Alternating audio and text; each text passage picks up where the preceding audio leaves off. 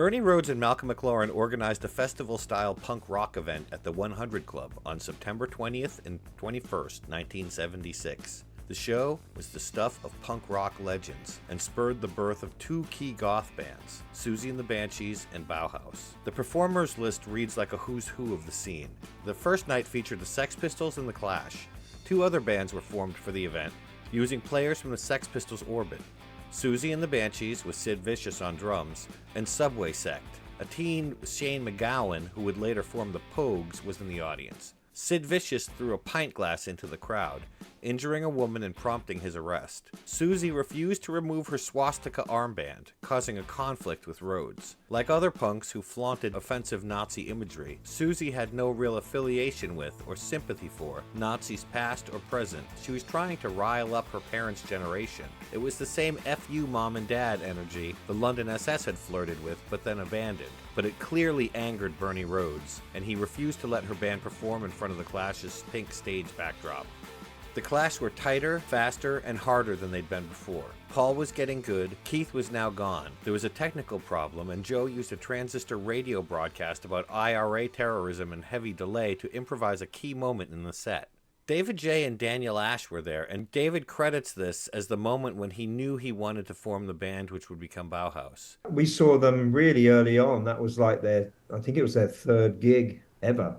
And they were opening for the Pistols. We went to the 100 Club to see the Pistols. We didn't know who the support was, and we didn't know this band. They came on and blew us away. And we recognized Mick Jones because we would go down to gigs before punk, like during the so-called pub rock era. And we go to pubs like the Nashville, the Hope and Anchor, places like that. And we'd always see this kid who was always dressed great, very sharp. We admired him, his style. Then he had longer hair, like a feather cut, like a Keith Richards circa 74. And he'd wear leather jackets, like women's clothes mixed in with like really cool, like rocker stuff. Anyway, we recognized the guitar player. It's like, oh, this is that kid. He's cut his hair short, but that's him. And they were just amazing, yeah.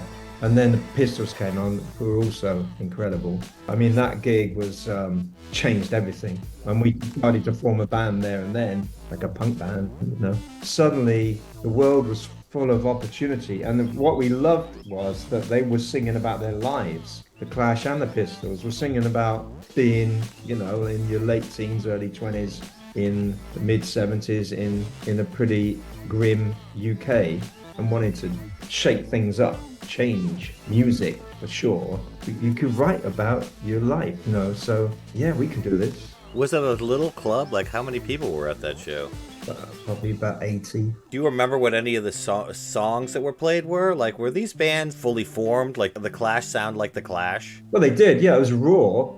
In that, it was very exciting. And they played some songs that ended up on that first album. Yeah. And at one point, there was something wrong with the PA. Joe got a little transistor radio out just to cover while they fixed. The sound guy had the wherewithal to put echo, like a dub echo on the voice. And what came over, it was a live radio, it was a news broadcast about, it was about the IRA and a suspected bomb in London, something like that. So it was a very zeitgeist. And then they got the sound up again, and the guitars was ready to go. It was this moment of just sort of zeitgeist. Like, this is like the white hot center of the world at the moment in music. Very exciting. I told Joe about that years later, and he remembered that incident as being something very special.